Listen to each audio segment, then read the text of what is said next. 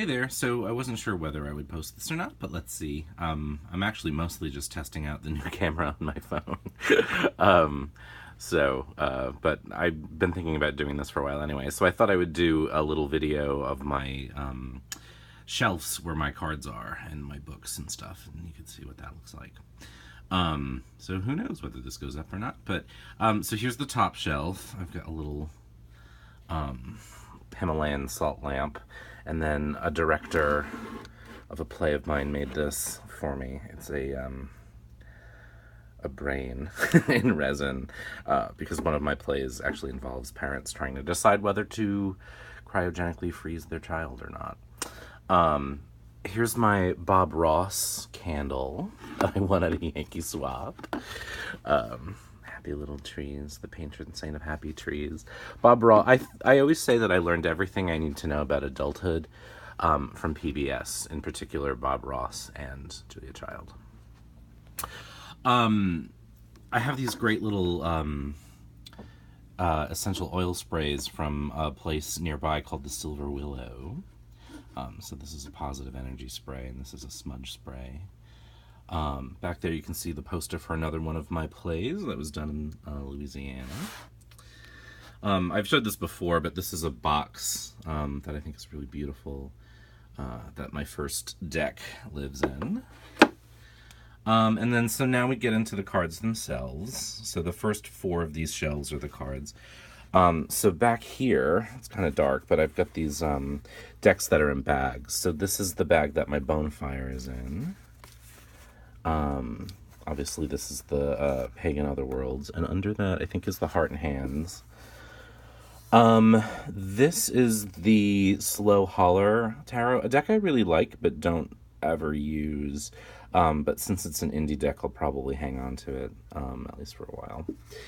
And then under that is the Surco Tarot, another deck that I like but never really use, also another indie deck. I got that one in a trade, and it's beautiful. I just never reach for it. The Robin Wood is back there. This is I've shown this many times. This isn't my favorite videos deck, or my favorite deck videos.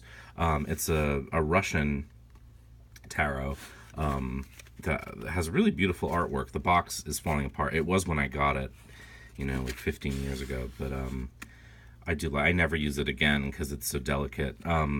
This is the Raven's Prophecy Tarot, which I trimmed and edged, and I've shown this before too. I didn't like the way the back looked with the random yellow bar, so I kind of used a Sharpie to build a nest around them, which isn't ideal, but I still I like it better than the weirdly cut orange line. This is the Idiosyncratic. Again, another deck I really love, another one I'm not really using. I was gagging for this deck when it came out, and now I have it, and love the art. It just doesn't sing. And then here are 2 of my Lenormand decks, and then another one I carry, although I haven't remotely been using Lenormand lately. I've kind of taken a break from it because I've hit a frustrating patch in my learning. So there's the Gilded Reverie, and there's the 1889, which everyone knows is really beautiful. And then this is interesting. This is the original Kipper Cards deck that came in this plastic box. So never even used it, but I just got it because I loved the artwork. I don't know why. It just reminded me of that original Rider-Waite artwork. So this is a deck, or a shelf full of decks that I do use mostly. So here's the Prisma Visions. So beautiful. The Fountain Tarot in back. The Bohemian Gothic, I actually don't use that much because I feel like it needs to be specifically for kind of October, in my case, but I like the packaging, so it's out. There's one of my copies of The Wild Unknown. There's my original World Spirit Tarot. That's not the one I use. I've got another one that I keep in a bag. And then Tarot of Trees is here. This is the Soprafino from Los Scarabia that I trimmed and edged. Again, I've shown that before. It's the only deck I ever trimmed because of the back. The Ellis deck I love. I really want the Borderless edition, but it's so expensive. It's really expensive, and since I already have it, I don't feel any strong impulse to get it. Oh my god, the Joe, I can never remember how to say the name, and it's embarrassing, but that's here. This is a beautiful deck. I don't really use it much, but I'm gonna find time for that one day. So that's the first shelf, and then the second shelf, I've got other sort of decks. Sort of in the back in the silver bag is the Lion Strider. That there is my bootleg Wild Unknown, which I don't know what to do with, so I keep it. And underneath that is a deck I do use. It's the World Spirit. This one is interesting. This is I think it's Polish. Try not to give away the other shelf. It's hard to do this with one hand. It's a Rider-Waite-Smith deck. I cannot remember where it's from, but I loved the art. I think it's in Polish or German. It's sort of based on the French system in that there's Juno and Jupiter, I think, as two of the cards, maybe instead of the Pope and the High Priestess. But I really liked it. A little draggy makeup on the magician there, but it reminded me of like Georges Seurat. So I bought it years and years ago, and it has this bag that I got to go with it that matches it perfectly. Put that back there. Then my couple Oracle decks. I've got the Chiara Marchetti Oracle of Visions.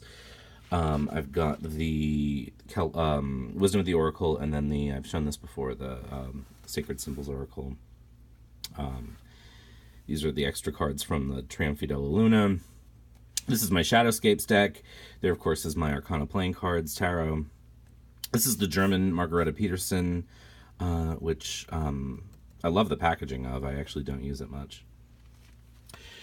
And then here are the decks that I've been using most frequently, or some of them. So there's the Visconti Sforza. This is that Minchiati deck that I did a video on that I got in a trade. My very, very first deck. This is the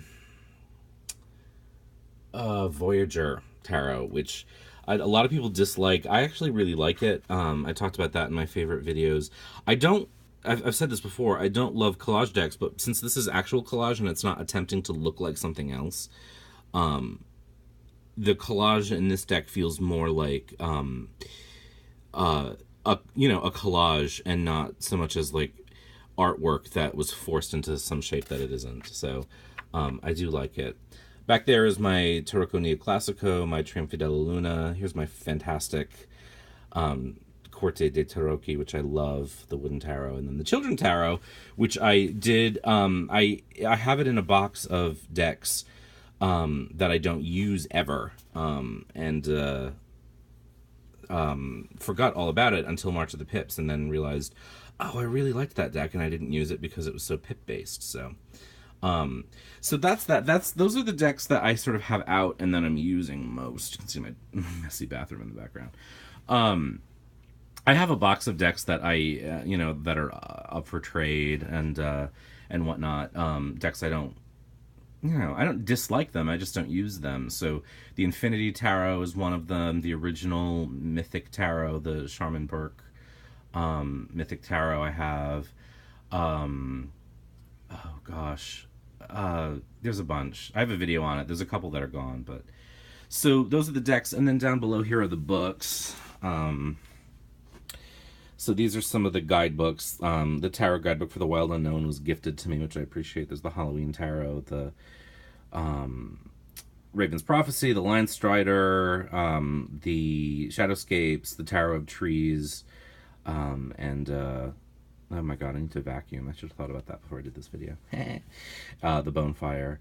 There's the Tarot Spreads book from Llewellyn's Special Topics in Tarot, which I thought was really good. This is a book, The Inner Guide, the meditation, that was, it isn't related to tarot, but I read about it in another book. I think it was one of Cynthia Giles's books, if I'm not mistaken. I can't remember. But this is on my list. I haven't read it yet. One of my all-time favorite books, Robert M. Place's History, Symbolism, and Divination. I reference it a lot. I was supposed to be, as I said, at the Reader's Studio this weekend, so I would have been meeting Mr. Place and hopefully getting him to sign that book, but things didn't work out that way. Oh well. Rider-Waite-Smith, the Ultimate Guide to the Rider-Waite-Smith. This was okay. It wasn't what I was hoping for. Sort of was a letdown, but there's another book that I think that does the same thing really well. I haven't read this yet. I scanned it. It wasn't quite what I was hoping for, but obviously a lot of energy and love went into this. So, A Wicked Pack of Cards. Here's Kaitlyn Matthews' Lenormand book, which I love. Again, I'm taking a break again from Lenormand, but 78 Degrees of Wisdom. This was an interesting book. I don't know if it's still in print. Mark McElroy did, back in the early 2000s, sort of this really practical book about making tarot pay, essentially. So, anyway, can I fit it back in? No, I'll put it back there so I don't make a big mess, as I do. So, The Complete Tarot Reader,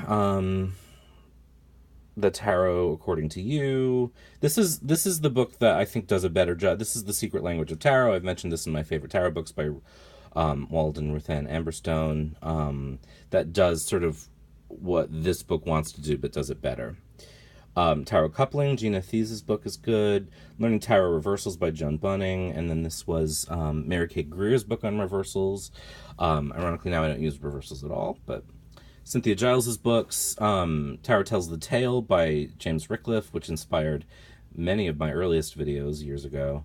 And then a couple, one of these, this is by Rachel Pollack. This is the Complete Illustrated Guide to Tarot.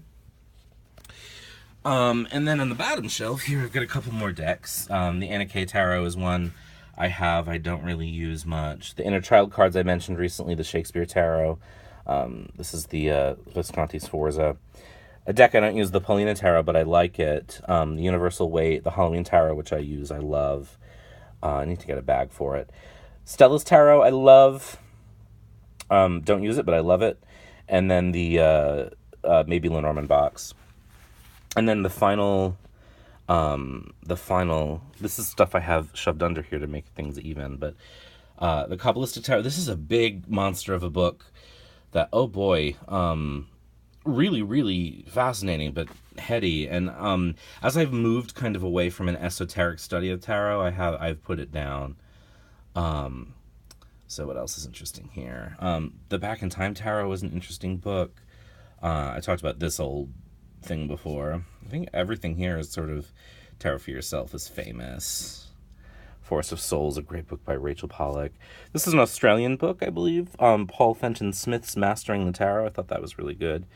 Jung and Tarot, another Rachel Pollack book, and then these are the Marseille books that I've finished reading. I'm still in the process of reading the Enriquez Tarology book, but that's what I got. And then, of course, the big monster that I reviewed last week is out there, too. So that's my shelves for tarot. So hopefully this is interesting. If not, it wasn't too long.